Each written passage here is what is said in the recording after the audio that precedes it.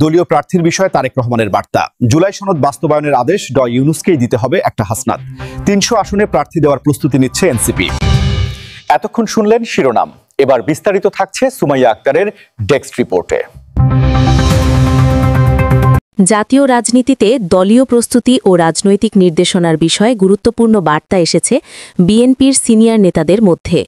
দলের সিনিয়র সহসভাপতি তারেক রহমান সম্প্রতি দলীয় প্রার্থীদের বিষয়ে স্পষ্ট নির্দেশনা প্রদান করেছেন।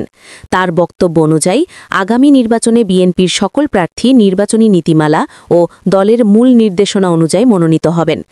তারেক রহমানের এই বার্তা দলের নেতাকর্মীদের মধ্যে এক ধরনের রাজনৈতিক দায়িত্ববোধ এবং মনোযোগ বৃদ্ধির লক্ষ্য হিসেবে দেখা হচ্ছে। তিনি দলের শৃঙ্খলা ও কৌশলগত পরিকল্পনার উপর গুরুত্বারোপ করেছেন।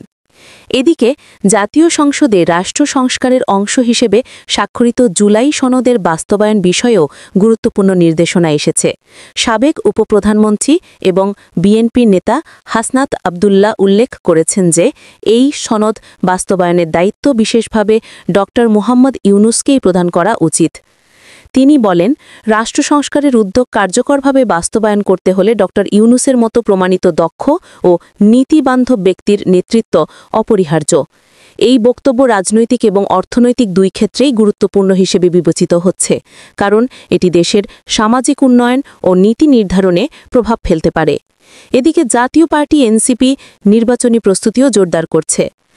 সূত্রের খবর অনুযায়ী এনসিপি ৩০০ আসনে প্রার্থী দেওয়ার প্রাথমিক প্রস্তুতি সম্পন্ন করছে।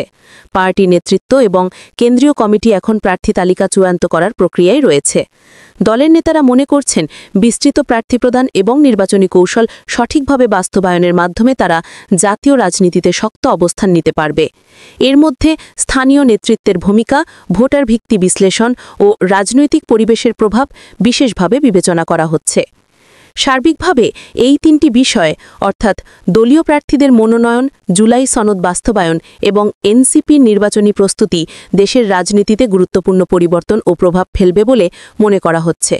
রাজনৈতিক বিশ্লেষকরা মনে করছেন, দলীয় শৃঙ্খলা, দক্ষ নেতৃত্ব এবং প্রার্থী নির্বাচনের সঠিক কৌশল নির্বাচন ঘিরে আগামী সময়ে রাজনৈতিক দিক নির্দেশনায় মূল ভূমিকা রাখবে।